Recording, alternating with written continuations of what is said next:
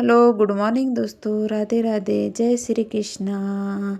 Welcome back to my new blog. आप कैसे हो? आई होप कि आप सब ठीक होंगे।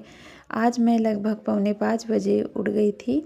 उसके बाद में मैंने ब्रश वगैरह कर लिया था, क्योंकि ब्रश करने के बाद फ्रेश महसूस होता है और नींद भी नहीं आती। अगर ब्रश वगैरह ना करो और वैसे ही स्टडी टेबल पे बैठ जाओ तो ऐसा आधा घंटा पढ़ने के बाद में नींद आने लगती है अधिकतर।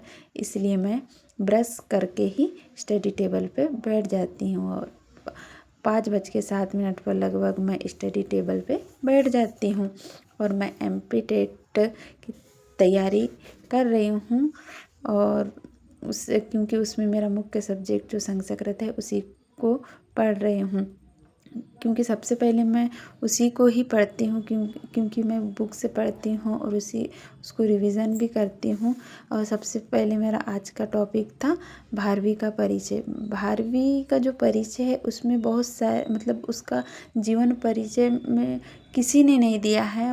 डंडी की एक रचना है अवंतिका सुंदरी, उस कथा में ही उसका वर्णन किया गया है। और डंडी के जो पितामह मीन्स जो दादाजी के पिता होते हैं उसको माना गया है।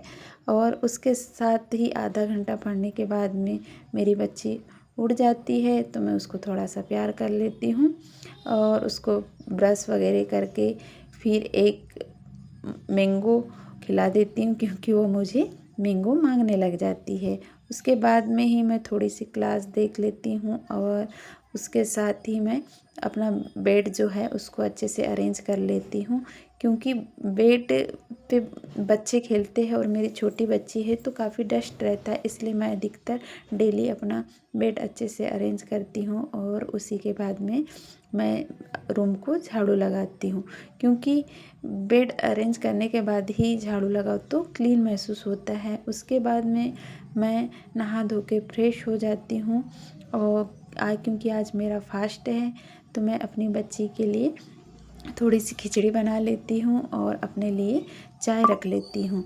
क्योंकि उसी चाय रखने के बाद चाय थोड़ी पी भी लेती हूँ तो थोड़ा अच्छा लगता है, क्योंकि मुझे थोड़ा सा फीवर सा महसूस हो रहा है। इसलिए मैं गर्मा गर्म 1 कप चाय बना के पी लेती हूँ, जिससे मुझे अच्छा महसूस होता है। और उसके बाद मेरे पास थोड़ा टाइम रहता है, क्योंकि मैं गेस्ट टीचर हूँ तो मुझे स्कूल भी जाना होता है। तो उसके बाद थोड़ा सा टाइम बचता है तो मैं उस मैथ्स की क्लास देख लेती हूँ।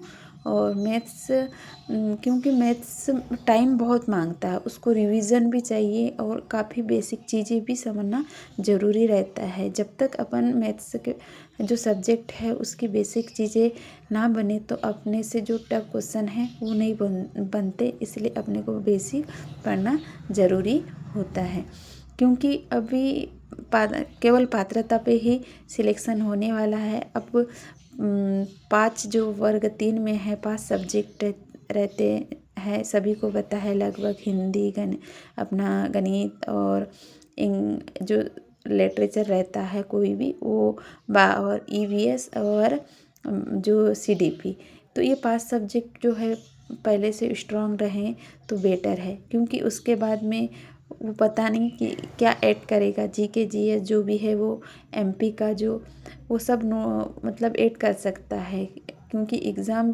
सिर्फ 1.5 या 2 महीने में हो जाती है और न्यू सिलेबस देता है, जिससे न्यू विद्यार्थी है वो अच्छे से पढ़ाई नहीं कर सकते, क्योंकि टाइम ही नहीं मिलता। इंसान मतलब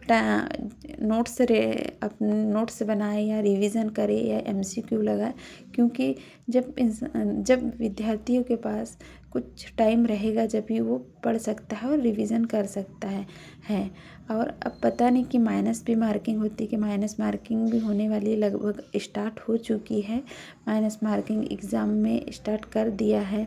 अब जब तक अपना सिलेबस आता नहीं और उसके क्या रूल है उसके बारे में अपने को जानकारी नहीं मिली तो अपन जो पुराना सिलेबस है उसी के अकॉर्डिंग पढ़ना स्टार्ट कर देना चाहिए हर विद्यार्थियों को, फिर टाइम नहीं मिलता।